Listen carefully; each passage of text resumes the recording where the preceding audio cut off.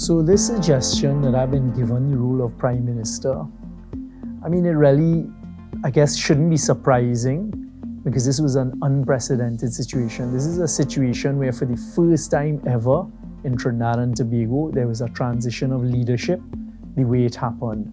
But I could assure the population it happened completely in accordance with all of the rules. We went to a vote, and this is the elected members of the parliament in the PNM.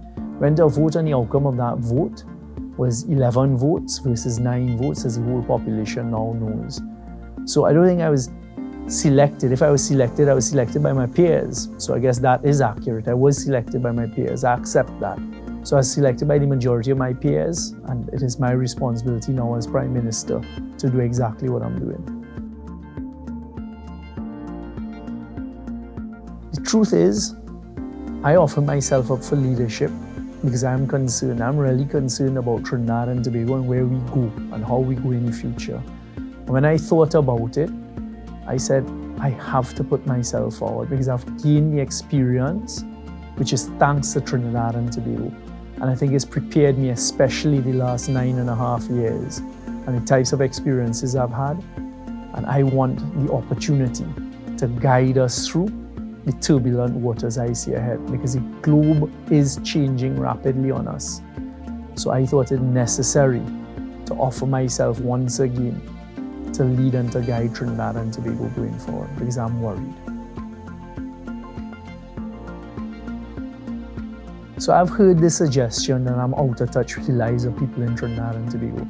That couldn't be the furthest thing from the truth. Don't believe that narrative, because that is a narrative that's brought forward by naysayers who have nothing negative that they could pull up on me. So they want to create this aura and this perception. Stuart Young can't relate to people. Come with me now. Come with me in East Port of Spain. Come with me when I walked in Canaan, Tobago. And that is just part of the interaction. Understanding what people go through is something I've done for my whole life. I didn't wake up today into this position. I've had a life of experiences, and it wasn't a life living in a bubble. It was a life real in Trinidad and Tobago at every stage, whether it's sport, whether it's interacting across the country. I'm not like others. I didn't grow up settled in a neighborhood. So I grew up in North Trinidad. I went to the south of Trinidad. I went to places in Trinidad that the whole country now knows about. And I ask how many people really went there. So that's complete rubbish. I am Stuart Richard Young. I am Stuart Young, who has developed my own character, my own personality. I am here now to write the next chapter for Trinidad and Tobago. Again, I can't manage what people how they try to paint me, the titles that they want to give me, Rowley 2.0 and whatever else it is. I think people by now have seen that I'm my own man. I will make my own decisions, and I will always do what's right for Trinidad and Tobago. And I have no fear, no trepidation about writing the next chapter for Trinidad and Tobago, along with your help. So don't listen to that.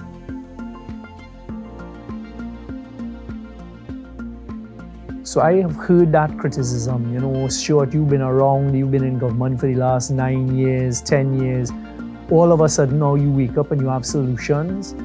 That's not it, The last 9 to 10 years were about gaining the experience, building the experience, and doing what we needed to do and what I needed to do to ensure we have a stable Trinidad and Tobago. The first part was actually repairing a lot that had been decimated and destroyed. For example, the energy sector. And now that things have been stabilized, it's about me taking charge, making the decisions. And it's always different when you are the person in charge as compared to you are the person supporting. And that's a challenge I'm ready for. So look at the last 9.5 years of gaining the experience. And now I have the experience, I have the ability to make the decisions for Trinidad and Tobago with a great team to take us to write the next chapter. So I've heard that criticism. I've heard that criticism that this government that I'm a part of didn't manage the economy, didn't manage the energy sector properly, and tried to tie that into Forex. I don't accept that. In fact, what we've done in very difficult circumstances, for example, in the energy sector where we inherited a declining energy sector with billions of dollars of claims against Trinidad and Tobago, we found ways to stabilize it. We deal with the reality. On the economy side, again, every country in the world was affected by the COVID pandemic. If you look at the statistics and you look at the figures, just before that, Trinidad and Tobago was in a serious growth pattern and trajectory. COVID hit us, it hit the whole world. But we managed the economy during that difficult time. And now, again, when you look at the truth, you look at the facts, you're seeing growth in our GDP. You're seeing the economy grow. Yes, Forex is a problem. And as I've said, I've always accepted that is because there's less earning of it than we had before, which again is a direct result of some of the initiatives that were put in place in the energy sector that we inherited, that we had to correct, that we had to right, that we had to renegotiate to make sure we got $38 billion in revenue. I challenge anybody to come and say during their period in time, they were able to do things that brought new revenue in difficult circumstances. So the economy is stable. It's now about where we take it. How do we diversify whilst continuing the growth of our energy sector? And I'm already working on accessibility for average citizens to more Forex. I am absolutely not adverse to public criticism. In fact, I have come to become accustomed to. In public life, part of it is that the public are going to criticize. You're never going to please everyone, but I'm constantly listening to what is being said to see if there are areas of growth, to see there are areas I need to improve on. If I make a mistake, I'll be the first person to put up my hand and say, look, I made a mistake. Public criticism is par for the course in this job. My leadership is all about understanding the problem and finding the solutions to it. Always solution-oriented. My leadership is thinking that Trinidad and Tobago has great potential, and how do I play my part at this period in our time and in our history to take us where I think we can go to. Being asked the question as to who is a leader I admire and why, let's start with Dr. Eric Williams, because he had the opportunity as a person grown right here, grew up right here in Trinidad and Tobago, to be able to write the script for how we developed coming out of colonialism. So the things he did were visionary at the time. Free education, free healthcare, looking after those who are more vulnerable. And I now marry that with someone like Lee Kuan Yew from Singapore, who at a pretty similar time did different things there, where you're seeing a diverse economy, you're seeing that what he used with limited resources, how he did it. But it's all about culture and what is the right balance, how we're going to find that in Trinidad and Tobago. I don't think in our campaign we're spending too much time or dedicating time or focused on responding to the UNC. So I don't accept that we're spending more time responding to the UNC at all.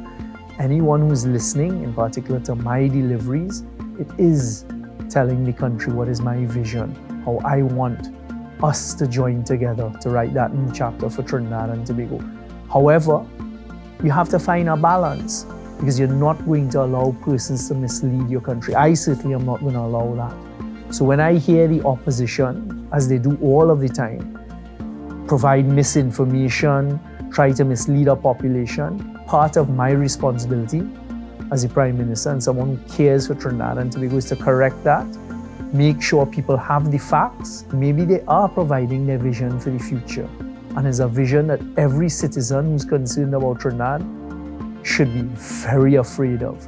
Because in that vision for the future, it seems to be just giveaway, things that we can't afford. It's very irresponsible. So I don't see the PNM and myself on the back foot at all. So after 10 years in government, how much responsibility do I take for where we are, and how am I going to guide the country going forward and lead the country going forward? Well, obviously, I take responsibility. I served in a number of critical areas in the government over the last 10 years as Minister of Communication. And I think my style of communicating is there for people to see. I held a difficult portfolio of Minister of National Security. And if you cast your mind back, one of the first things was dealing with an earthquake. Then I was dealing with unprecedented flooding. I was the one who came to the population and guided how we were dealing with some of those things.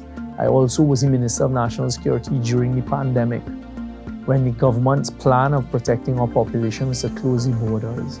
That was a particularly difficult time for me as a human.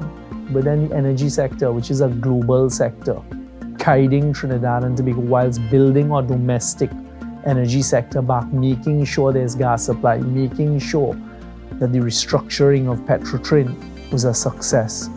Those are the types of things. So measure me by the results, not by the old talk. Measure me by, did he do work? Did he work hard? Was he listening? How did he manage his relationships with the population and with people? Do I think I can guide Trinidad and Tobago going forward? I wouldn't be here if I didn't think I could. Give me the chance, give me the opportunity, and let's do this together. Let's write the next chapter together.